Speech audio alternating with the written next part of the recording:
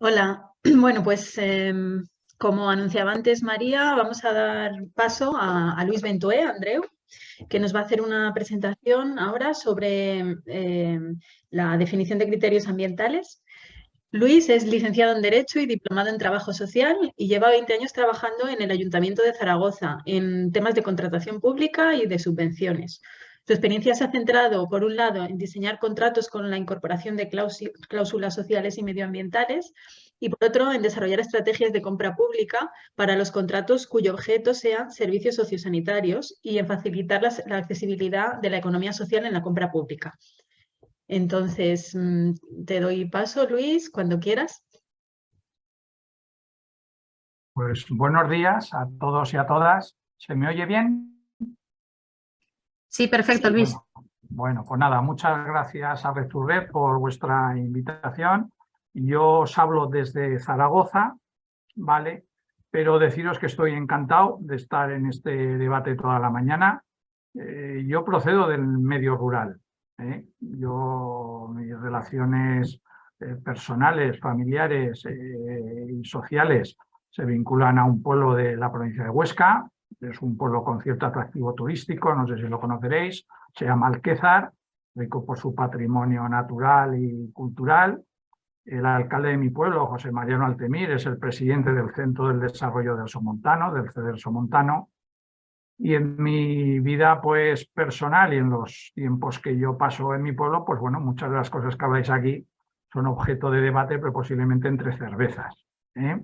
Bueno, aparte de eso, deciros que yo soy jurista, pero yo no estoy en el departamento de contratación del Ayuntamiento de Zaragoza.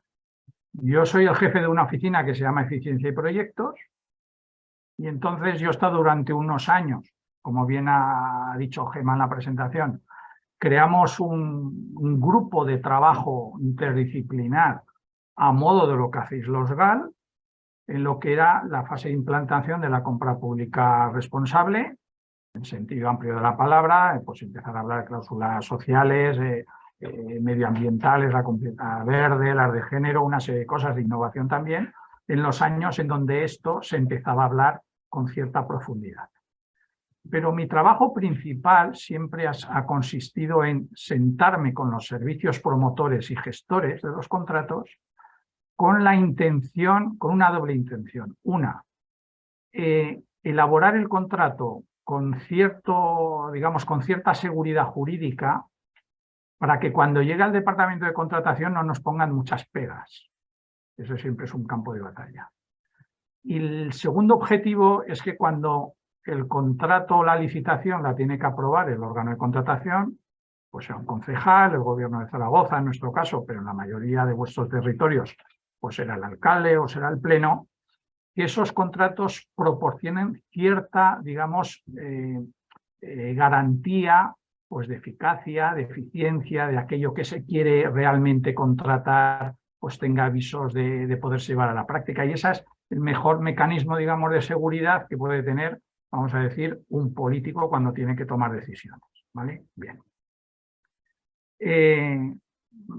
Yo lo que os voy a explicar, aunque esté trabajando en un ayuntamiento grande, yo voy a hablar de compra pública ecológica, una serie de cosas, a partir del encargo que me hicisteis en Red to Red, que era, me concretabais, bueno, hay que hablar un poco de las fuentes y hay que hablar de los problemas de la aplicación, que eso tiene que ver más, digamos, con la cultura de trabajo que va en línea de lo que ha dicho Raúl desde su perspectiva o de lo que ha dicho María al principio desde la perspectiva, digamos, de buscar nuevos paradigmas, nuevas estrategias, nuevas formas de trabajar, ¿vale? La acción pública tiene muchos frentes y los contratos, aunque pueda parecer que es un tema muy burocrático, muy especializado desde el punto de vista jurídico, no deja de ser más que un mecanismo de atomización de muchas políticas públicas que se quieren adoptar, ¿vale? La acción pública puede ser las subvenciones, pueden ser los procesos participativos perfectamente, puede ser la actividad regulatoria, pero la actividad contractual también tiene sus elementos donde se pueden introducir muchas de las cosas de las que aquí estáis hablando. Voy a hablar de fuentes y hablaré, digamos, de los mecanismos de la aplicación, ¿vale? Vamos a ver. El tema de las fuentes. Yo he coincidido con Raúl en varias mesas de debate y en jornadas, y él habrá oído que yo siempre hago hago un exhorto a lo que ha sido el papel de la sociedad civil en el tema de las cláusulas de compra pública responsable. Porque esto no lo ha inventado la administración, lo ha inventado la sociedad civil. Han estado muchos años las entidades de comercio justo proponiendo las cláusulas de etiquetado responsable para introducirlas en los pliegos técnicos.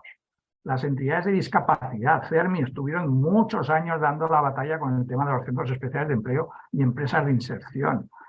Y la otra parte de la sociedad civil, lo que es las empresas, también llevan muchos años hablando de la responsabilidad social corporativa, ¿vale? En ese sentido, la administración a veces va por detrás de las cosas. Pues en esto ha ocurrido. El papel de las entidades locales y sobre todo de la sociedad civil antes del año 14 fue fundamental en esto. Había guías, manuales, ya se empezaba a hablar mucho de las cláusulas sociales, es verdad. Las de género, las de cláusulas laborales y las de compra pública verde o ecológica se han ido incorporando un poco más con el paso de los tiempos.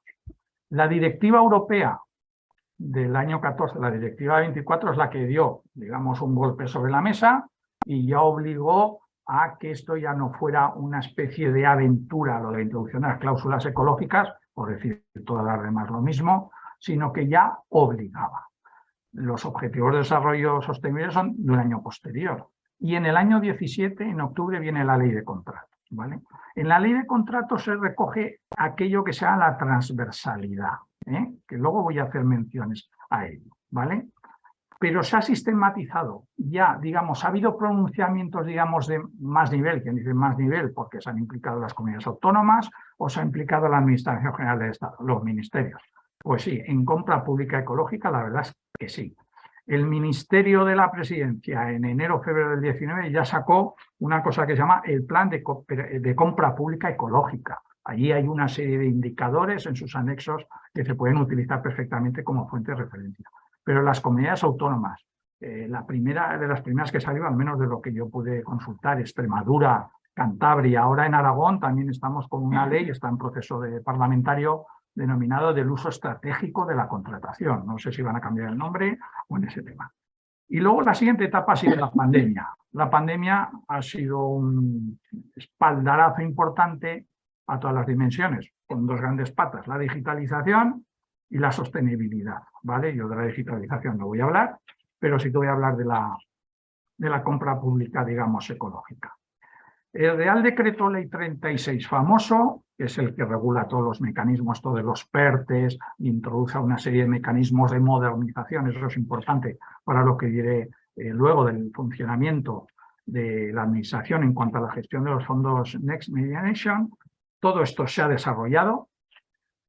Cláusulas se han llegado ya a elaborar como llamados criterios transversales en la compra pública. El llamado Comité Técnico para el Plan de la Recuperación Transversal de Resiliencia tiene elaboradas unas cosas que se llaman orientaciones para la incorporación de criterios transversales en la compra pública. Allí hay referencias, ¿vale? La orden ministerial de septiembre del año pasado, esa 1030 famosa, que es la que habla de los sistemas de gestión, allí recogen sus anexos todo lo que son los hitos, todos son los objetivos, que todo eso es lo que se tiene que aplicar con cada una de las convocatorias de subvenciones que vayan saliendo.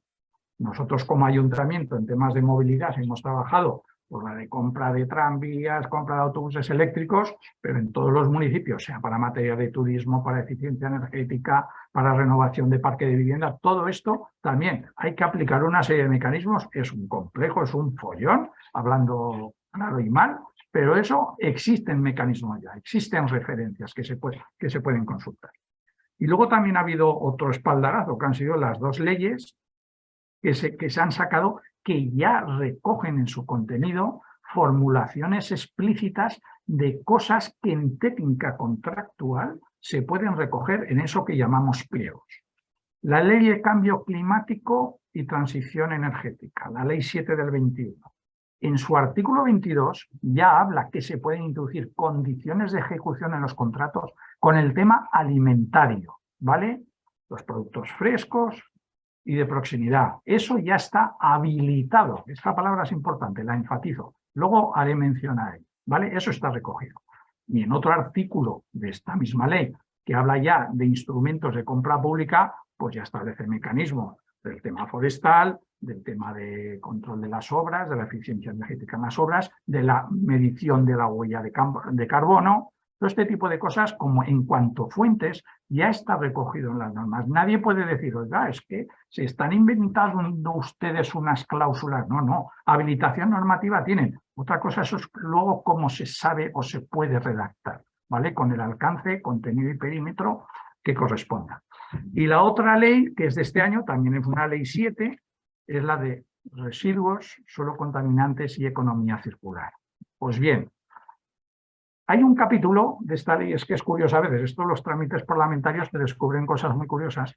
Hay un capítulo que dice medidas económicas y en el artículo 16 aparece como condiciones de ejecución el que se introduzcan en los contratos medidas de formación y sensibilización a la ciudadanía pues sobre la gestión de los residuos, pero quien dice sobre esto puede haber sobre cualquier cosa, ¿vale? Pues eso está recogido, que técnicamente sería condiciones de ejecución, pero también puede ser un criterio de adjudicación, de valorar a una empresa que es capaz de implementar con ese tipo de cosas, si tiene en cuenta procesos participativos, si cuenta con el tejido asociativo del territorio.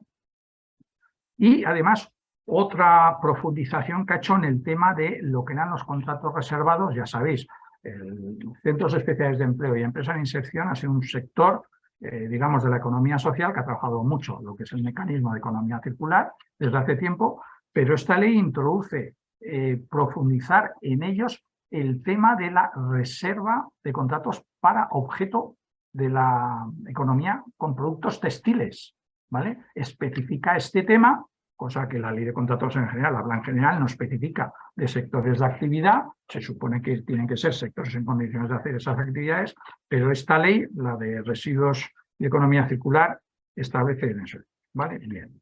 Con todo esto y por terminar esta parte del capítulo de las fuentes, eso que os decía de la transversalidad que dice el artículo 1.3, pues bien, independientemente de vuestro nivel de formación técnica o dedicación o compromiso o responsabilidad que tengáis en los grupos. La ley sí que habla, porque la habéis oído muchas veces, lo de la transversalidad. Eso se traduce, pues que bien, en el anuncio del contrato, en el objeto, en las prescripciones técnicas, en los criterios de adjudicación, en las condiciones de ejecución, tiene que haber un poco de todo esto. ¿Podríamos formular una especie de, vamos a decir, tipo o aproximación a un contrato en donde la transversalidad sobre la compra pública ecológica se pudiera más o menos identificar? Yo creo que sí. ¿Por qué? Pues porque todo lo que tiene que ver con el concepto de ciclo de vida, que ya está recogido en la ley de contratos del 17, que está muy extensamente recogido y muy bien yo creo que definido, que incluye, por cierto, incluso factores de investigación previa, ¿vale? Pues todo lo que tiene que ver con el uso de las fuentes de energía para el desarrollo de la actividad, el uso eficiente del agua para el desarrollo de esa actividad, de esas prestaciones, todo lo que tenga que ver con las emisiones de efecto invernadero, sea por transportes, de logística o por el propio uso de la actividad en una nave, en una oficina, en una industria, ¿vale? Y la generación de residuos. Todo eso, a mi entender, hasta donde yo llego, sí que configuraría, yo creo, con un cierto concepto de ciclo de vida si pensáramos en clave de compra pública ecológica, ¿vale? Hay muchas cuestiones sobre la compra pública ecológica, sobre todo que aquí no da tiempo para hablar, que es el factor económico y la gestión económica de un contrato y cómo se calcula a la hora de licitarlo y todo. Pero eso es un mundo complejo y nos llevaría a otro tema. Bueno, vamos a hablar de la aplicación, segunda parte de mi exposición. Yo soy de una generación en donde aquello del saber global y el actuar localmente, pues nos lo hemos aplicado, ¿vale? Pero claro, yo entiendo que las dificultades, independientemente, ya os decía, de vuestros niveles de compromiso o dedicación a la cuestión, genera pues una serie de retos, de dificultades, de problemas y de estrategias o de soluciones, que es lo que voy a, digamos, estratificar ahora. Hacer un contrato es un reto creativo, y os digo por qué. Podemos partir de una experiencia intelectual que es coger otros pliegos. No quiero que tengáis un mal concepto de mí, pero yo empleo mucho tiempo en leer boletines, ¿vale? Me gustaría leer más literatura, pero leo muchos boletines, ¿vale? Pero claro, se aprenden muchas cosas. sobre todo el análisis comparativo. Y lo más fácil es pues, coger el pliego que teníamos anteriormente o coger otro que es muy parecido, pues de allí se aprenden cosas, se cogen ideas. Pero claro, todo eso hay que, digamos que, reformularlo, ¿vale? La ley te dice, la ley de contratos, que hay una libertad de pactos. O sea, nadie nos puede decir que un contrato tiene que ser de determinada manera porque sí, y que los criterios de adjudicación tienen que ser estos y no pueden ser otros. Eso nadie nos lo va a decir. Otra cosa es que acertemos en nuestro perfil, en nuestra concreción, en nuestra redacción, ¿vale? Por una serie de reglas jurídicas que ahora os diré dónde viene el problema, ¿vale? Pero cuando pensamos en un contrato tenemos que ser capaces también en pensar en lo que lo dice la propia ley, el artículo 34, en los principios de buena administración. Y eso significa que pensamos mucho, porque estos son debates que yo tengo con mis compañeros de trabajo, pensamos mucho en lo que necesitamos hacer, que es una exigencia de la contratación, pero no pensamos tanto en la proyección en el tiempo, de cómo va a ser ese contrato una vez puesto en movimiento, es decir, en la ejecución, ¿vale? Y ahí hay que pensar en lo que a nosotros nos interesa y también en que el adjudicatario pueda cumplir con aquello que le pedimos, que no le pongamos impedimentos, ¿eh? Bueno, la dificultad técnica de la contratación existe, es un procedimiento administrativo muy especializado y que hay que pasar por una serie de reglas, ¿no? Pues esto ya lo sabéis, hay que ceñirse. ¿Cuántas veces habréis oído aquello de que hay que ceñirse al objeto del contrato? Y si no, te dicen, esto no tiene nada que ver con el objeto del contrato. Bueno, eso es un capo, eso es un debate jurídico que existe siempre, ¿vale?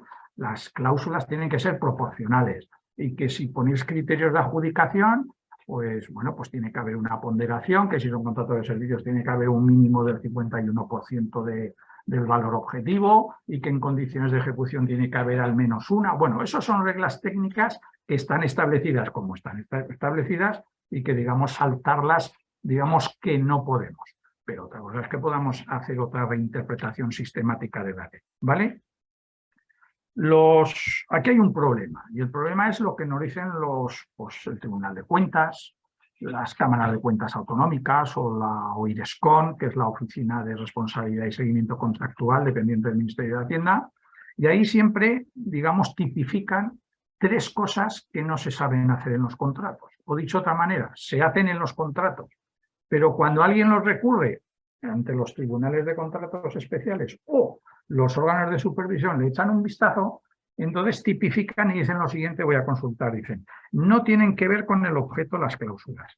Hay una formulación genérica de las mismas o las ponderaciones son desproporcionadas. Todo esto es reiterado y sistemático en todos los informes que hacen estas cabezas pensantes de los órganos supervisores, ¿vale? Bien. ¿Pero esto nos tiene que producir cierta desazón? No, en absoluto. Aquí hay una cosa que se llama relativismo jurídico, y yo lo pongo como ejemplo. ¿Podríamos un ayuntamiento, como el mío, grande, con otro mediano y otro pequeño, hacer el mismo pliego?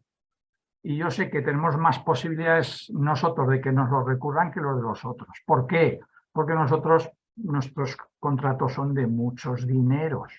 Y entonces hay un factor del que aquí no vamos a hablar, que es cómo funciona la lógica de los mercados, la lógica de las empresas, cuando evidentemente son un sector importante, el sector público. El Producto Interior Bruto vinculado con la compra pública, pues creo que ahora está cifrado en el 15 o el 16%, ¿vale? Entonces, quiero decir, aquí hay cierto relativismo. Bueno, soluciones a todo esto, para entrar un poco en la recta final, sin perjuicio de lo que os apetezca comentar. Es posible, muchas veces lo plantea la gente, pero es posible homogeneizar un contrato, coger las mismas fuentes de referencia. Bueno, hay cosas que se pueden hacer, pero ocurre una cosa. La actividad contractual, a mí lo que me gusta de ella es que es tan plural, tan diversa, hay para tantas situaciones. 8.000 entidades locales, las comunidades autónomas, los grupos que estéis en los GAL, que me imagino que el poder adjudicador pues serán las comarcas o serán los ayuntamientos, sin perjuicio de lo que vosotros podéis hacer, licitar por vuestra puerta como organización, ¿no? Entonces, ¿qué ocurre? Que todo esto es imposible, digamos, uniformizar. Cada contrato es un mundo. El objeto del contrato tiene un perímetro, es decir, no cabe todo por muy buena voluntad que queramos, vamos a decir, transformar el mundo, introducir cosas. El contrato se ciñe a una serie de pautas y de cosas. Con lo cual, digamos, el saber universal lo tenemos que saber reducir, atomizar, que ellos decían, ¿vale? Entonces, yo sí creo, como decía Raúl, pues bueno, la economía hay que entenderla de algunas maneras. Yo el derecho administrativo también considero que hay que entenderlo, reinterpretarlo, la ley de contratos de otra manera. Y entonces, todo lo que decíais en vuestra exposición que hacía María al principio, hablar de herramientas, hablar de innovación en la gobernanza, hablar de buenas prácticas, todo eso, cuando hablamos de contratos es posible, ¿vale? Yo ya os he dicho que yo trabajo la fase preparatoria y entonces yo tengo que intentar hacer el mejor contrato posible de aquello de lo que queríamos hablar, ¿vale? Y eso también tiene dinámicas de trabajo, ¿eh? Desde luego, el contexto socioeconómico en el que os movéis, con vuestros planes de desarrollo local y participativo, toda planificación tiene, que habéis explicado muy bien las metodologías, tienen medidas, tienen objetivos. De allí ya tenéis fuentes de referencia para poder justificar una cláusula ecológica, que ahora os diré cómo hay que justificarlo. Ahora os lo explicaré eso, ¿vale? El contrato tiene que ser un trabajo grupal, coral, podríamos decir.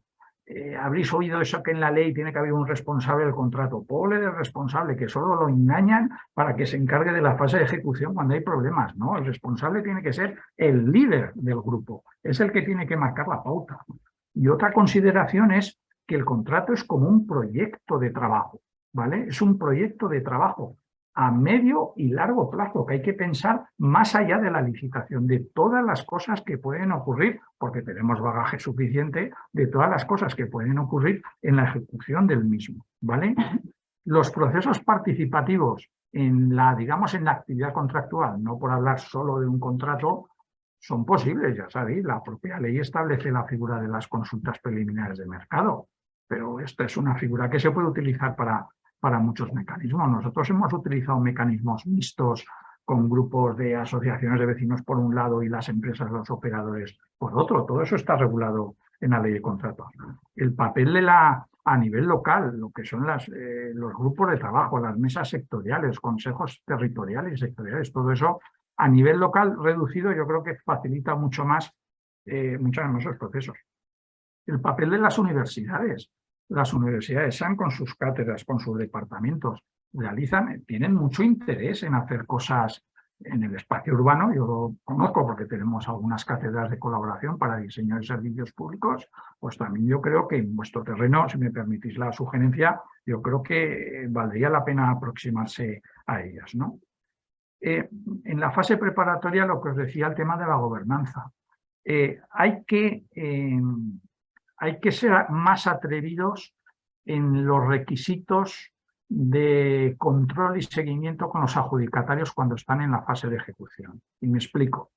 La ley de transparencia permitía que en los contratos se puedan introducir cláusulas dirigidas a recabar información de la gestión que hace un adjudicatario de un contrato.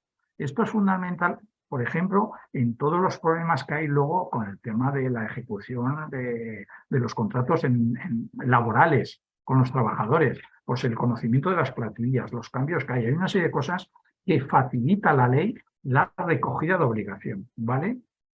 Pero todo esto además se ha complicado muchísimo con la propia normativa derivada de los fondos europeos.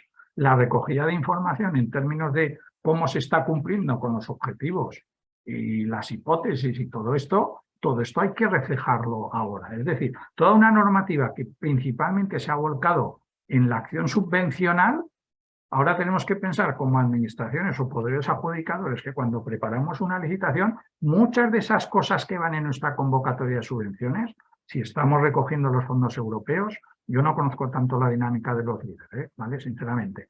Pero si estamos gestionando fondos europeos, que lo sepáis, hay que reproducir un montón de cosas, de exigencias de las convocatorias de subvenciones, lo tenemos que reproducir en las licitaciones, ¿vale? O sea, ese mecanismo existe, ¿vale? Y fijaros, yo os estoy hablando, ya termino, yo os estoy hablando de lo que yo llamo fase preparatoria al contrato.